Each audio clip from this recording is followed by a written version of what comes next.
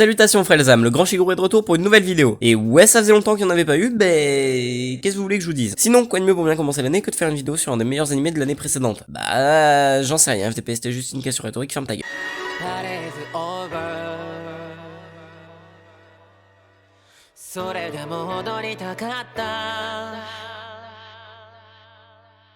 Dororo est à l'origine d'un manga d'Osamu Tezuka, genre le mec pas connu, qui a fait Astro Boy. Le manga est sorti de 1967 à 1968, et ouais, la Japanimation a ressorti un assez vieux grimoire avec Dororo. D'ailleurs, son premier animé, lui, est sorti en 69. Haha. Alors pas que ça me déplaise le style de l'époque, mais un peu quand même, donc partons sur le nouveau Dororo, aka le remake de janvier 2019, soit il y a à peu près un an. L'anime est encore trouvable sur Amazon Prime, et en vrai ça monte petit à petit, ce truc j'y croyais pas une seule seconde. Mais bon, l'anime est également trouvable sur YouTube, si ça peut vous intéresser. L'anime a été fait par le studio MAPPA, en collaboration avec Tezuka Productions. Bon, comme je l'ai dit la dernière fois, le studio MAPPA a fait de bons animés, mais aussi de moins bons. Quant à Tezuka Productions, vous vous en doutez, ce studio a pour but d'adapter les œuvres de Tezuka, donc c'est à lui qu'on doit les adaptations de Blackjack, Astro Boy, mais aussi d'autres moins bons et qui n'ont d'ailleurs aucun rapport avec Tezuka, comme cet animé Bouffe pour chien. Surcoté. Sinon pour Dororo, même compositeur que celui de l'Ashiro Inuyashiki, donc aucun problème. À part ça le synopsis, et oui c'est le moment. Dans l'ère Sengoku, en gros dans un Japon féodal où les samouraïs sont omniprésents, le seigneur Daigo face au mal-être de ses terres et son peuple, vous savez la famine, les intempéries, l'époque quoi. Bah ce seigneur, qu'on pourrait entre nous discrètement nommer El Hijo de Spaghetti la Muerte, a conclu un pacte avec des démons pour rendre son domaine prospère. Sauf qu'évidemment, il n'y a qu'une minuscule contrepartie, le sacrifice du corps de son fils. Pas son fils, non, ce serait trop simple, juste son corps. Du coup, dès que son bébé naît, de 1 il a une apparence de steak caché. Les méchants, c'est pas très gentil les méchants. Mais de 2 il a rien pour lui, sans déconner. En plus d'être dégueulasse, il est sourd, muet, aveugle et manchot. L'authentique de Charal. Disons qu'il commence très bien sa vie, mais enfin, il est abandonné dans un lac, puis recueilli par son Geppetto, qui lui construira encore à l'image d'une marionnette de bois et qui lui apprendra le combat. Le nom de cet enfant maudit est Yakimaru, et quelques années après, ce Pinocchio samouraï va rencontrer Dororo. C'est chiant à dire, une petite chippie voleuse orpheline qui va en quelque sorte s'occuper de lui et devenir son amie la plus proche. Et ils vont désormais partir dans un long périple de 24 épisodes à la recherche de démons que le samouraï bout de bois pourra tuer pour récupérer son corps. Comme vous l'aurez compris, là on n'est pas sur un shonen neketsu à la Naruto ou One Piece, mais plus sur un bon gros seinen bien glauque qui montre pas mal de choses qu'on veut pas vraiment voir. Parce qu'à l'époque, il y a pas trop de règles, les gens sont des sauvages, entre la prostitution forcée, les guerres, les incendies criminels, mais aussi, et surtout, les démons plus chelous les uns que les autres, on a un anime bien glauque. Mais évidemment c'est pas gratuit, et ça c'est cool. Dororo est comme une leçon de vie, il donne pas mal à réfléchir à propos du poids d'une vie humaine par exemple, ou encore de l'ordre social de l'époque. Parce que ça a beau être fantaisiste en quelque sorte avec tous ces démons, mais on reste quand même dans une époque réelle et bien ancrée. Ça ajoute beaucoup à l'animé et lui confère une certaine ambiance pas déplaisante. D'ailleurs merci au style graphique et à l'animation qui change pas mal de l'époque du premier animé. La colorimétrie est assez sombre tout du long et nous laisse face à un ancien Japon assez hostile, et évidemment la couleur qui ressort le plus, quoi de plus amical que le rouge sang. C'est incroyablement beau et ça nous accueille mais tellement bien dans cet univers qui pour nous weeb et accessoirement mage noir invétéré nous est inconnu. Sinon regardez-moi ces chorégraphies de combat 5 secondes, juste histoire de vous faire changer de pantalon. Oh yeah.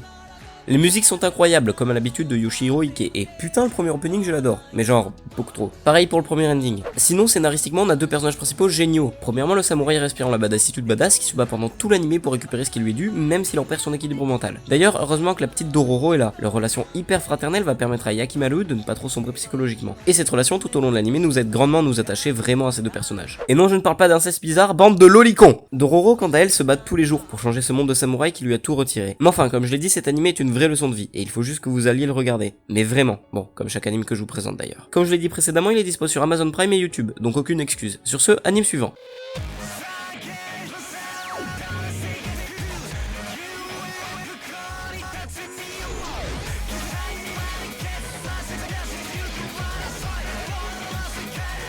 J'adore cette musique. Alors Gangsta est un manga écrit et dessiné par une femme dénommée Kosuke. Le manga comprend 8 volumes et est toujours en cours. Cependant le manga est dans une situation complexe étant donné que Kosuke a des problèmes de santé. Mais elle persévère malgré tout. Sinon le manga est adapté en animé, fort évidemment puisque j'en parle sur ma chaîne. Et c'est le studio Manglobe qui s'est chargé de son adaptation. Studio qui a fait comme seuls animés en tant soit peu connus Deadman Wonderland, Ergo Proxy et le grand Samouraï Champloo. Ça ne peut donc qu'être un gage de qualité. L'animé contient 12 épisodes et est trouvable sur Netflix, et aussi assez facilement en streaming pour ceux qui n'ont pas. Mais de quoi est-ce que ça parle? Ergastulum est une zone de non-droit où la mafia et les gangs règnent en maître. De plus, dans cette ville, il y a deux sortes d'êtres humains, les normaux, ouais je sais c'est complexe, et les dog tags, assimilés à des animaux. Ce sont des sortes d'êtres humains génétiquement modifiés à cause d'une drogue, le cérébrum, qui leur donne une puissance surhumaine. Les dog tags sont ainsi classés par ordre de puissance et sont censés servir les humains. Et dans cette ville, ma foi peu accueillante, on va suivre un gigolo borgne nommé Rurik et un dog tag atteint de surdité du nom de Nicolas. Ce sont deux auto-entrepreneurs, si on peut appeler ça comme ça, qui ont créé une entreprise de services en tout genre.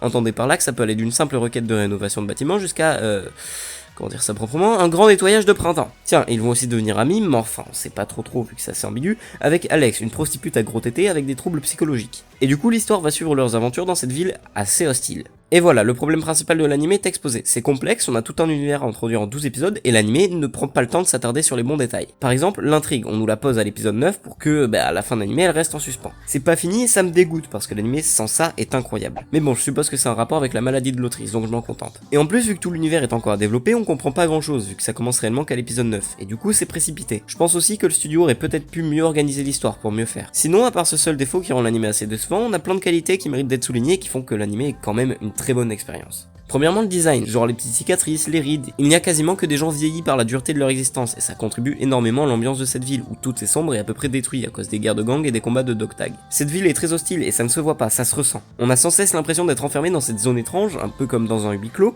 mais à ciel ouvert, et je trouve ça magnifique. De plus, grâce au dog tag à puissance surhumaine, on a des combats avec des chorégraphies magiques, où la violence ressort à la perfection, genre des bras qui sautent, ainsi que des têtes, des jumps à 6 mètres de haut, et des coups d'épée de l'espace. Et si je m'extasie dessus, c'est qu'il y a une raison. Ces touches de fantastique qu'apportent les mutations dues à la drogue sont juste incroyables et ça nous aide parfaitement à rentrer dans cet univers. Et sinon, ouais, c'est pas adapté à un jeune public. On parle vraiment de drogue, de meurtre, de guerre de gang, de prostitution, donc bon. D'ailleurs, l'anime n'est pas censuré et ça c'est cool parce que putain que c'est beau. Si jamais ça l'avait été, tout aurait été gâché, sérieusement. Ah, et parlons de la prostitution. J'ai jamais vu aucun animé traitant le sujet de la prostitution aussi bien, et cela grâce au personnage d'Alex, qui est une femme torturée mentalement à cause de ça. Elle est traumatisée et ça donne vraiment beaucoup de puissance à l'intrigue ainsi qu'à son background. Sans cesse, elle aura des flashs de son ancien Mac, la terrorisant. D'ailleurs, vous l'aurez sûrement compris, c'est un univers dystopique, en quelque sorte, et il est régi par des règles complexes, et ça nous fait éprouver pas mal d'intérêt pour l'animé. Est-ce que ce monde va changer? Comment ça va se passer pour Alex, Warwick et Nicolas? Bah on sait toujours pas, ça me frustre. Mais le scénario est génial quand même, et je suis vraiment déçu du fait qu'il ne soit pas abouti. À part ça, les OST ainsi que l'opening et l'ending sont géniaux, mais beaucoup trop. Bon, sinon pour synthétiser, on a un monde assez précaire et oppressant, dans lequel on suit deux mecs badass et bagarreurs, et une meuf tout aussi intéressante que bien foutue. Regardez-le si vous voulez simplement ne pas vous prendre la tête et être plongé dans un univers sombre avec de la bonne bagarre. Mais si vous cherchez un scénario abouti, vous pouvez, malheureusement, et ça me fait très mal de le dire, passez votre chemin. Il peut faire réfléchir, mais il est malheureusement trop décevant scénaristiquement pour rentrer dans mes animes préférés. Malgré tout, il a quand même une place particulière dans mon petit cœur. Bon, sur ce, je vais vous laisser, je pense à dans 2 semaines pour la prochaine vidéo. Sayonara!